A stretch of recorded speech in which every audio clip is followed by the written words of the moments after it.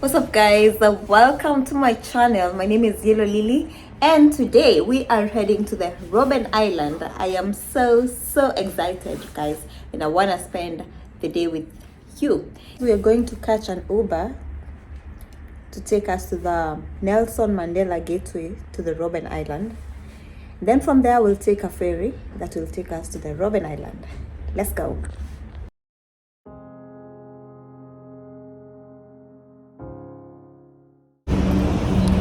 We are going to catch the ferry right now. It's cold and windy. Robben Island is located about 7 kilometers off the coast of Cape Town.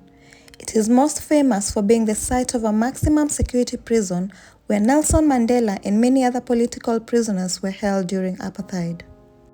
Today, it is a UNESCO World Heritage Site and a museum that attracts visitors from around the world. A visit to the Robben Island is not just a tourist activity, it's an educational journey into South Africa's past. Reflecting on the resilience and courage of the prisoners can be a profound and moving experience. Make sure to watch this video until the end to gain insight into South Africa's political history. It is recommended to book your ticket in advance, especially during peak tourist seasons. Tickets can be purchased online through the Robben Island Museum official website or at the Nelson Mandela Gateway at the V&A Waterfront in Cape Town. The tours typically run several times a day, depending on the season. Be sure to check the specific times and availability on the official website.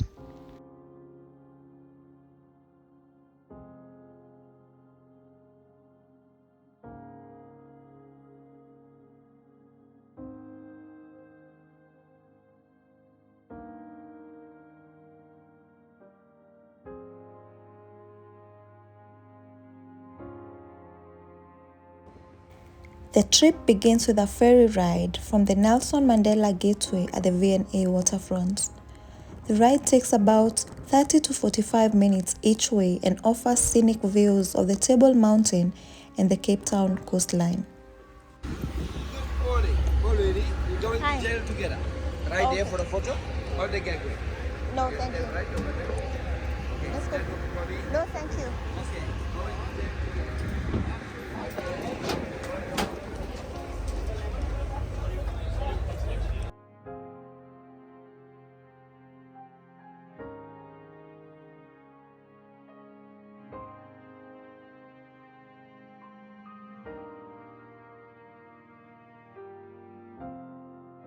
Is a non-smoking vessel and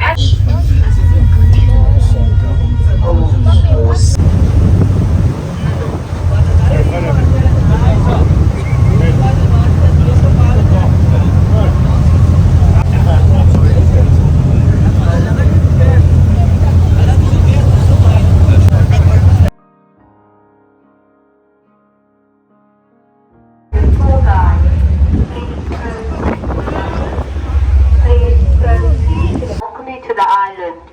Please proceed to the buses. Please proceed to the buses. Parked at the far end of the quay will be met by your tour guide. Please proceed to the buses. Please proceed to the buses. All visitors who have just arrived on the island, please proceed to the buses. Thank you. Please proceed to the buses.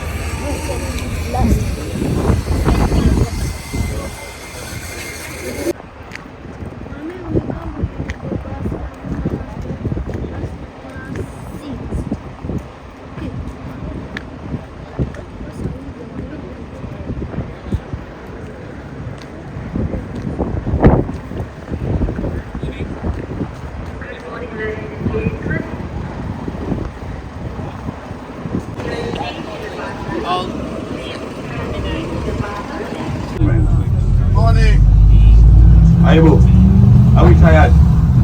Let me try this again. Good morning, ladies and gentlemen. Good morning. Much better. The sound much better. My name is Kobani.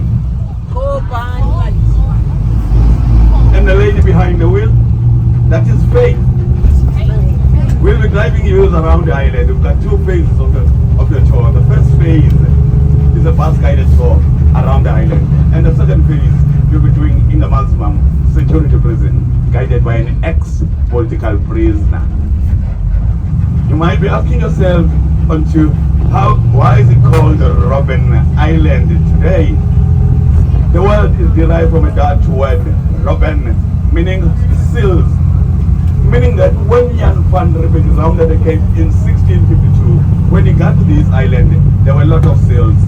Hence, he named it the Seal Island, but in Dutch, Robben Island. Since then, the island was in use, used by the Dutch during the 1600s to 1800s, by the British during the 1800s. But from 1846 up to 1931, the island was used as a leper colony. From 1931 up to 1939, the island was not in use. From 39 up to 1960, the island was used as a military base. From 1960 up to 1996, the island was used as a prison. But political prisoners were released in 1991. But because of criminals on the island, they were transferred, not released. That was in 1996. Are we clear of the time frame? Yeah. Good people, you can ask me as many questions as you like. Take as many pictures as you want. But I'm the only one in this coach. I am the only one in this coach that is allowed to make noise. You can only make noise only when you're asking questions or laughing. Rather than that, I'm the main man. Is that fine for everyone? Yes. And good people, as I will be sharing some sad stories with you, is it fine if I'm making jokes in between? Yeah. Are you all comfortable with jokes? Yeah. Even if the joke is about you or your husband. Is that fine? I thank you. Coming back to my story. When Jan van Riebeeck got to this island, they had slaves along from the Far East, Java, Malaysia. And among the slaves, there were Muslim leaders like Sheikh Madura, who eventually died on this island. And he was buried in the corner there. Where you see that is a kramat. That is not a mosque. That is a burial site. That is where Sheikh Madura was buried. After your prison tour, you're more than welcome to visit the kramat. But when entering the kramat, please take your shoes off. That's the show respect. And I believe this is the guy that introduced the Muslim religion in this town. You're coming up on the right hand side. That will be the maximum security prison. It's a walking tour inside the prison with an ex-political prisoner.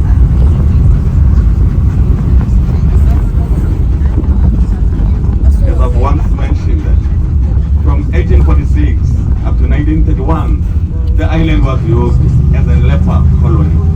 Whoever was suffering from leprosy was then dumped on this island to die out of sight, out of mind.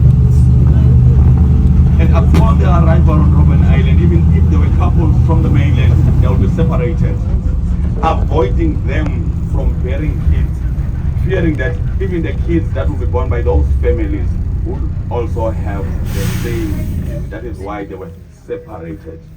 But funny enough, 41 healthy babies were born even though they were separated. And you cannot be asking me how. Only God knows. The only thing I know is that where there is a will, there's always a way. 41 healthy babies were born. Now what you're looking at on the right hand side are the visible graves from that period. Some are scattered underneath these bushes, and even the maximum security prison was built on top of the graves. But Robben Island was closed as a leper colony in 1931. And good people, English is not my mother tongue. Now I want to know, are you still comfortable with my version of English? Is everyone comfortable? I think because my mother language, my mother tongue is because I can say not all of us can say that. Well, we are now heading to the limestone quarry, where our political leaders would perform their hard labor under searing heat and literally blinding sun. Good people, on Robben Island, when it's hot, it is extremely hot. And when it's cold, it is extremely cold. But yet, They had to perform their hard labor under those conditions. They were not given any kind of protection from any kind of weather, even the sunglasses. They would be told that sunglasses are not part of their uniform. And they were promised to work at the limestone quarry for 6 months, but 6 months ended up being 13.5 years, mining the limestone that was used to surface the roads of the island and to whitewash the buildings. But I would then say that was done within the first 6 months. For 13 years, they were just punished. They would mine the limestone today, take it from Point Island. He couldn't produce tears through his eyes because of this one. Good people, most of our political leaders, they died of lung cancer because of the same problem. Just to paint a picture of what was happening at this limestone quarry. There will be guards, prison warders, patrolling on top of the quarry, making sure that there's no one leaving the working area. They would work here 5 days a week, Monday to Friday, from 8 o'clock in the morning till 5 o'clock in the afternoon. And yet, they were not allowed to walk away from their work.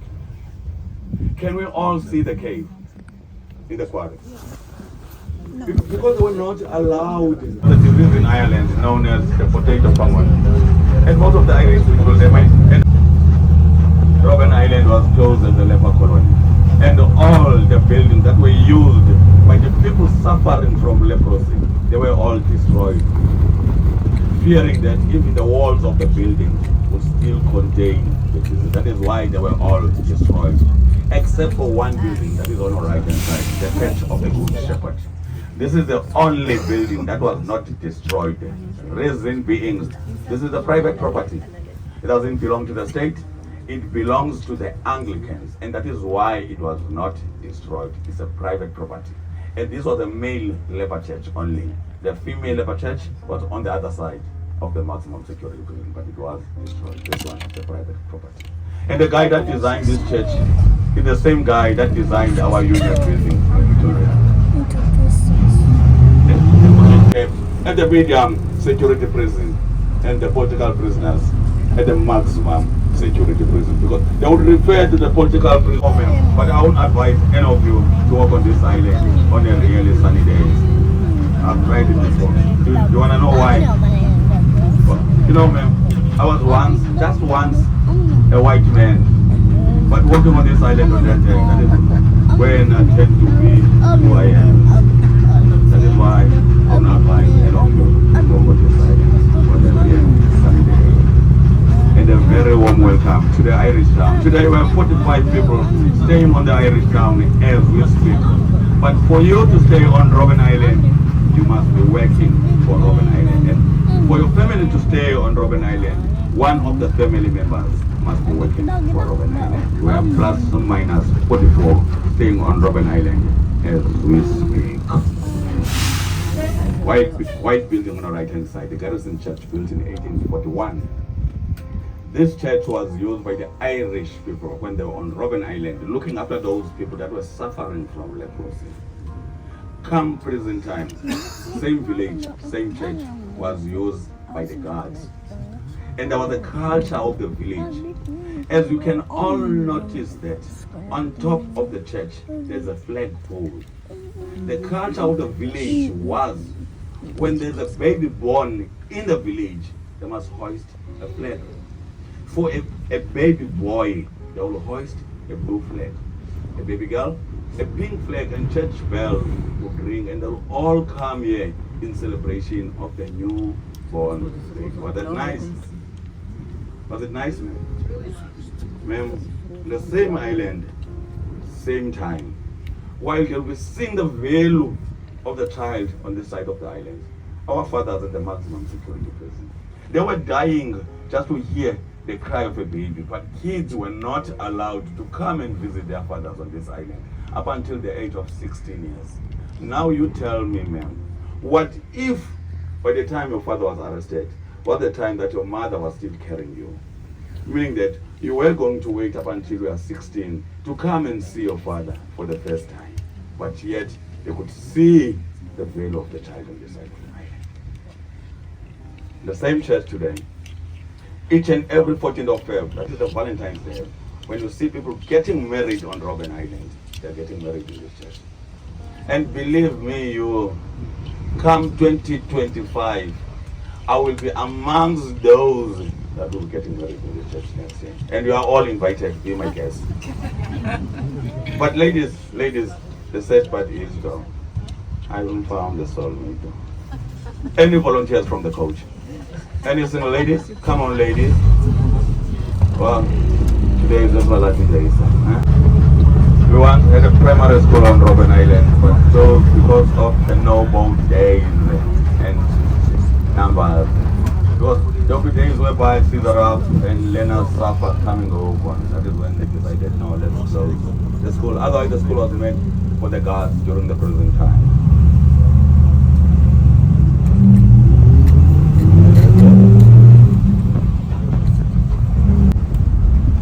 I believe Cape Town is the only city, not in South Africa or Africa, in the entire world. I repeat, Cape Town is the only city in the entire world that while you are at the World Heritage Site, you see another World Heritage Site.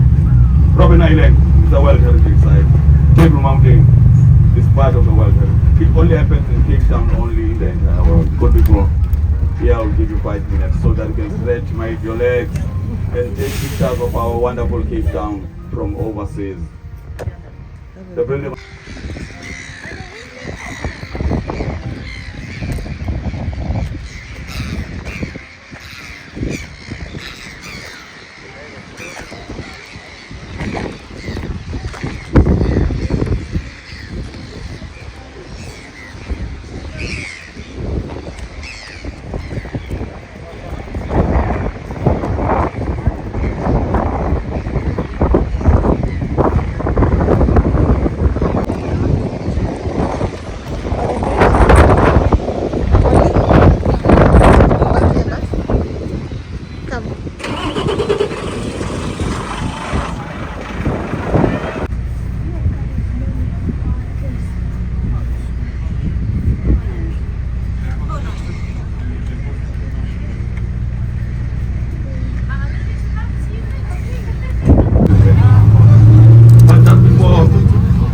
Get to see the maximum security prison. Let's go and visit the smallest prison in the entire world, where only one man was in prison. And can we guess who's that one man? It won't be Nelson Mandela. Mr. Nelson Mandela was kept at the maximum security prison with other criminals. He was referred to as a criminal. But people think that there's no one in this culture that would love seeing me working tomorrow. Let me safeguard my job by asking questions. And I kindly request that if you know the answer, please do me a favor, just raise your hand. You don't have to say a word. You don't have to point. You don't have to shout. All you need to do is to raise your hand. Can we do that? Yes. Are we sure? Yes. Let me see. Okay. Who of you have ever heard, I've been asking a question, people are raising hands. Who of you have ever heard of the gentleman by the name of Nelson Mandela? Can I see your hands? Seemingly everyone is a coach and a youth. And who of you have ever heard of the gentleman by the name of, who's this guy's name again? Tobani. Can I see your hands, please? Have you ever heard of Tobani, ma'am? No. Have you ever heard of Tobani, ma'am? No. Wow, you know what? I'm so disappointed. I'm very, very disappointed. The first thing I've done entering this coach is to introduce myself and the lady behind the wheel. And once again, I am Tobani.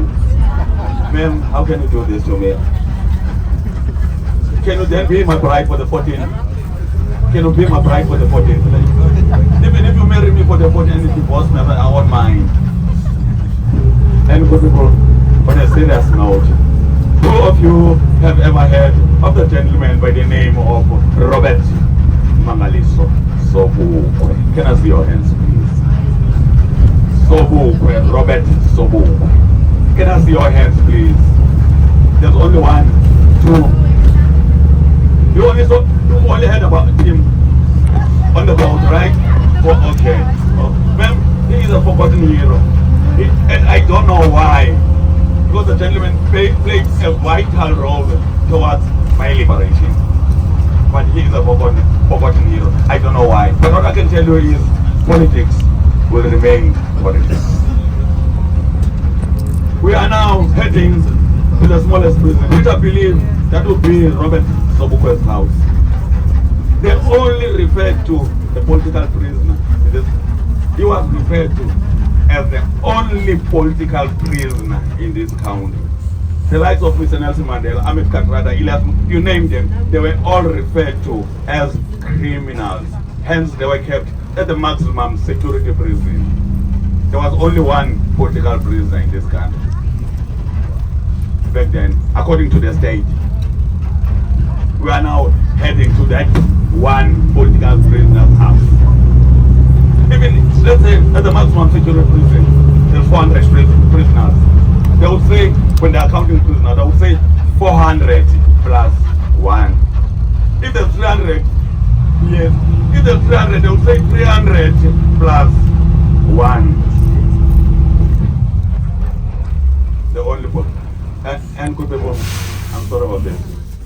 You know, but those that would love to read more about Sobukwe, there's a book at the Curo shop that says, how can a man die better?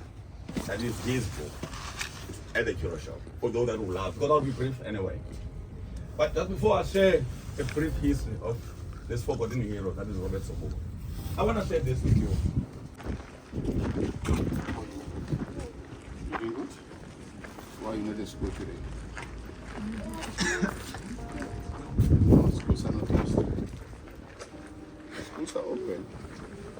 So you took a day off? No, come here. Come here. Right here. What's your name? Where are you from then? Kenya. Oh, okay. The schools in Kenya closed. All right, my man. Okay. How's the holiday? Are you enjoying the holiday? Yeah. Wonderful. This is his school. Oh, yeah. He came to my school. Yeah. All right. Are we all here? Mr. Jones, good morning, everyone. Welcome, folks, to Robben Island. It's a maximum security prison. And I'll be your host, showing you around the place. My name's Kotso, Dede, and Sulengwe. They are all here. I'm from Soweto, which is south of Johannesburg. That's where I was born and I grew up. One of many political activists that served time in this prison during those days we gave against this apartheid. My time here was from 84 to 91, that'll be 7 years.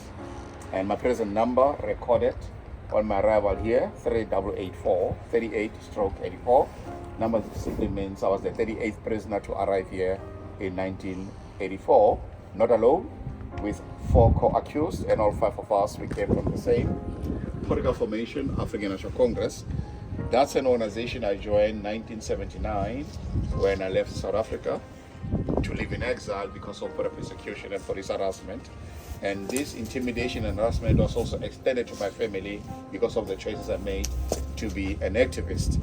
So Tanzania was my first port of call, living in Morogoro, and then from there to Angola, Cabinda, north of that country.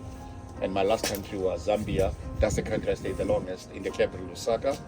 Arrested in South Africa on the 10th of February, around 12 midday. We can just come through Swaziland on our way to the Secunda. Detained at a police station in Johannesburg. In the old days, they called it John Foster Square, named after one of the apartheid prime ministers of that time, B.J. Foster. And then today it's called Johannesburg Central Police Station. This detention was under what was then called Section 29 of the Internal Security Act as amended in 1982. And thus with 10 weeks of torture, interrogation, questioning, they wanted as much information out of me as possible. But eventually, we were taken to a local magistrate court called Westgate and accused of conspiracy to overthrow the South government. But then things were later turned into a charge of treason, and that trial will be in the Supreme Court of Johannesburg before a judge and 2 assessors. Now it took 7 months and 3 weeks of trial to arrive at a guilt verdict. Then there were these issues of mitigations, arguments, and aggravating factors. On the 21st of September 1984, around 2 in the afternoon, we're back in court, and this was the date of sentencing. And I got a 25-year sentence. My co-accused had their own sentences, already shackled to chain and handcuffed on the road. Now, the first prison we arrived at, it's called Bloemfontein Prison. And then from that one, it was a 2-hour stop. And then the other prison is called Colesberg Prison. That was an overnight. So we arrived here on the 22nd. We arrived at Jetty 1 Waterfront, got on this ferry called Susan Kruger, down to the hull. That's where we were locked. Took about 50 minutes for the ferry to get to Robben Island, and we walked from that harbor coming up to the prison. Now the formalities were done, thumb fingerprint, prison card, uniform, Bible, all the works. Then the next part was the medical. After the medical is the profiling and assessment, where they then make a decision where one will be kept during that time. And for me, is this building here called Block F, and I'm going to tell you all about that. Now, I was meant to be here until 20 September 2009. I'm sure you know by now that Nelson Mandela was talking to 2 apartheid presidents, one after the other. The first one is Peter Botha. They never agreed on anything, and these talks, they began around 1986. By 89, he was now talking to the man who succeeded Botha in the presidency of South Africa, and his name is Frederick Willem de Klerk, popularly known as F.W. de Klerk. Mandela and de Klerk, September 89, they reached an agreement on the way forward. Release of all political prisoners unconditionally, expungement of our records, and of course, unbanning organizations, normalization of political activity, so forth and so forth. So we are beneficiaries to that agreement. And the process to release everyone here will begin on the 10th of June 1990 with the first 100 prisoners being released, starting with those doing lesser sentences. Now here, a minimum sentence prisoner was 5 years and maximum life in prison. And so I waited my turn, and that turn for me came almost a year later. It was on the 27th of April. Tomorrow is the 27th of April, of course. We were 50. They put us on this ferry called Dias, and off we go. We were handed over to the guys from Red Cross. Every group was handed to Red Cross, folks. That was at least here. And then they made sure that 4 hours later, we fulfill a wish. It was always a wish of almost everybody who was here, that one day, if ever I leave Robben Island, the first thing I want to do is to celebrate my freedom at the top of Table Mountain, looking at this island. So they helped us to fulfill that wish. The ferry took us to, not the ferry, the coach took us to the mountain. When we got there, we thought we were going to walk, but then there was a cable, got on the cable, and we were up there looking at Robben Island. We were pretty much sure that we are never setting our foot on this island ever again. Down the mountain, straight to Kentucky Fried Chicken. And then around 8 in the evening, I was on a flight taking me to Johannesburg, and then from there to Soweto, and continue with my life. But I did come back to Robben Island. My first time was the reunion of former political prisoners, which was 1995. By the way, next month, folks, we have our last reunion of former political prisoners. Everybody's coming for this last hooray. Remember, we are an endangered species. Ours is not a growing club. There's very few of us left now who were once imprisoned here.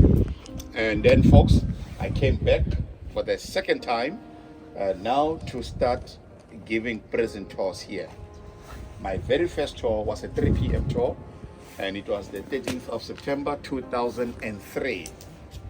So that means September this year will be 21 years of a lot of talking on my part. I'm one of 10 former political prisoners who've been entrusted with this privilege of taking you through this prison experience, and that's what I'm going to do. Take you around, show you as we go along and explain. You're more than welcome to make or take pictures. Ask me any questions and I'll do my best, to engage with you. We're starting with this building here. Block F, cell 1. Cell 1 will be, as you enter, the first door on your right. And then from here, we're heading next door, Block G. The reason I'm taking you to jail is to also show you an entrapment, which was punishment. And then the last session will be on the far side. That's where Nelson Mandela and the other leaders were kept. And you'll be seeing that cell. Nelson Mandela spent 18 years as a prisoner here on the island. And then we wrap things up. Back to the harbor for your ferry departure of the island. Now, before you get inside, this stone, it's a slate. It's called blue stone. It was mined on this island, northwest, next to the ocean, 1956. The men who were mining the stone were locked at the back there. There's a prison post at the back there. And those were all common criminals. And they are the guys who Monday to Saturday, they only had one singular task. Mine the stone, cut it up, and transport it to the construction site. It took 4 years to build this prison between 1958 and 1962 at a full capacity of 1,250, all males, black, colored, Indian. No women, no white prisoners. And of course, prison officers, the men looking after us here, all white, all male. Some were here for a short period. Majority of these officers were with us here for the longest of time. Now, the perimeter of the prison, the fence, is right there at the back. It's a double fence. In between, they made dog enclosures.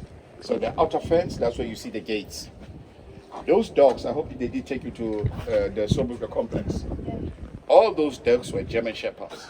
And every morning they are here, 6 in the morning to 5 in the afternoon, to police the perimeter of the prison. So the dogs will be running up and down there the whole day. A few of them were taken with by officers to guard us prisoners whilst working outside of the prison yard.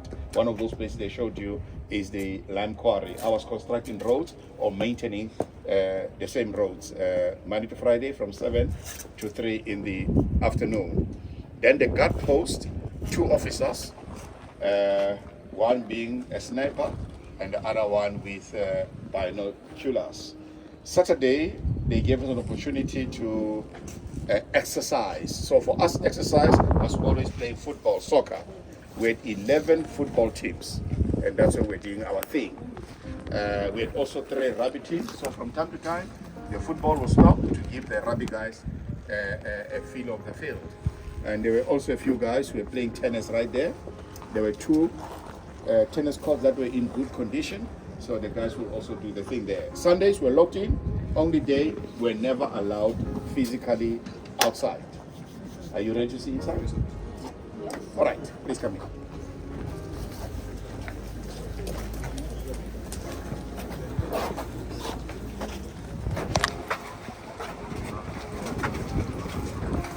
Step inside, please.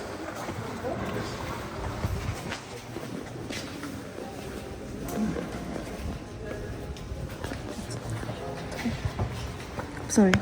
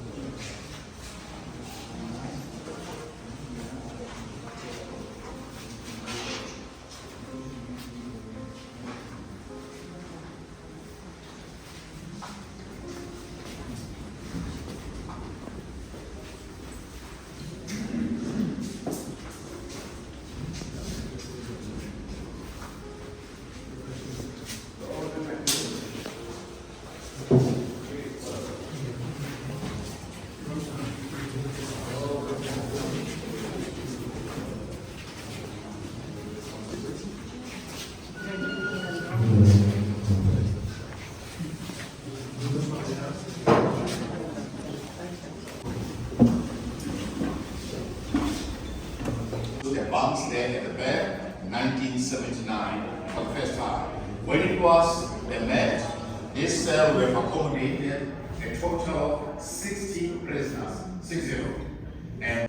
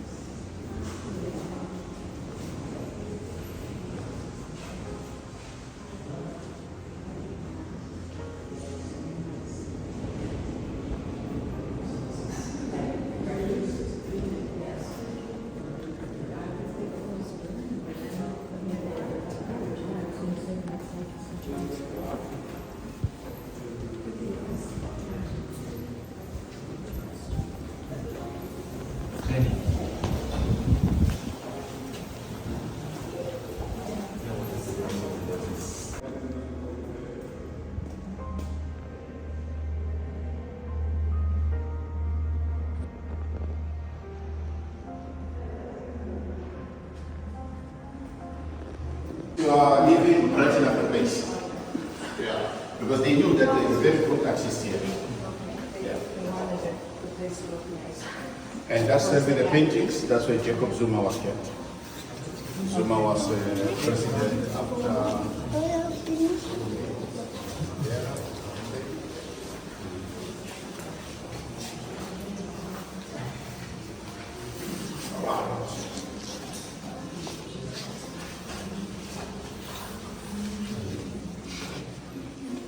I brought you here, folks. So, may I have 5 minutes of your time? This is the Mari. The Mari.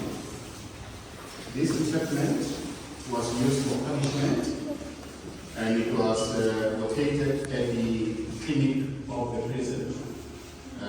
Where we headed to Mandela, the clinic is just opposite to the door of the section of Mandela. And doctor came once a week to deal with all the hospitals there. We also have prisoners who need a 24-hour care, so there are 40 beds, and also 10 beds for those in isolation because of contagious diseases and things like that.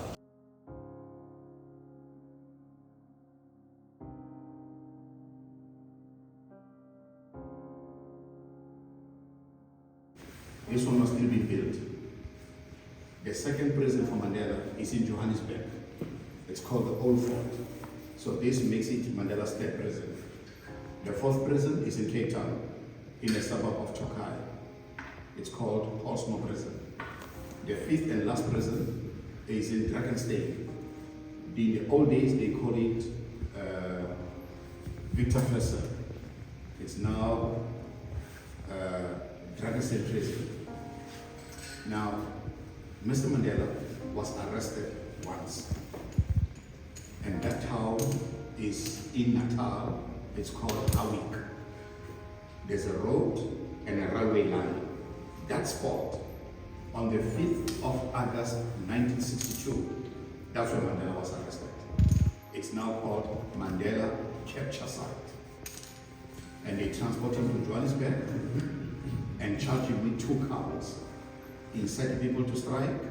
This goes back to 1960, the 21st of March, Sharpeville massacre, when 69 people are shot and killed by police on a protest against one of the most hated symbols of apartheid, the Donbass stupid book.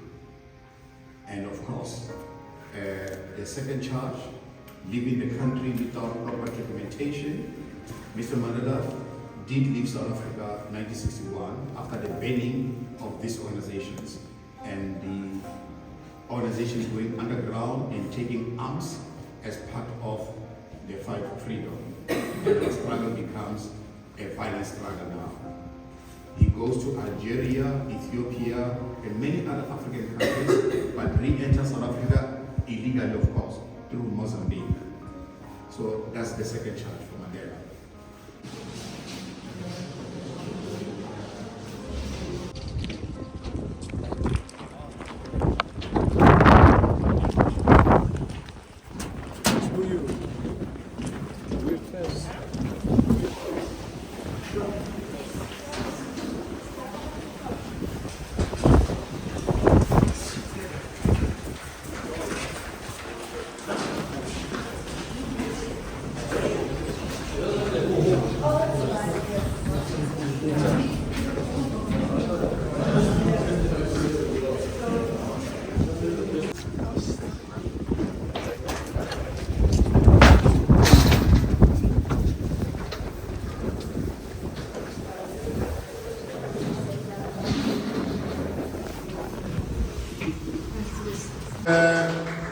Concrete roof, ceiling.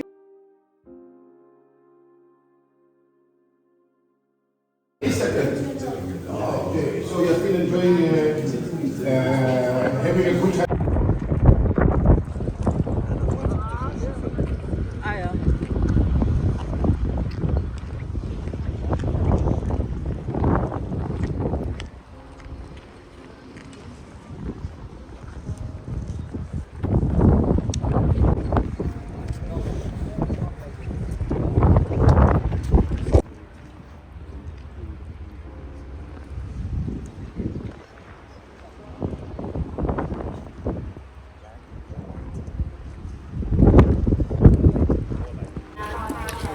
We are heading back to the ferry. We're done with the tour to the Robben Island.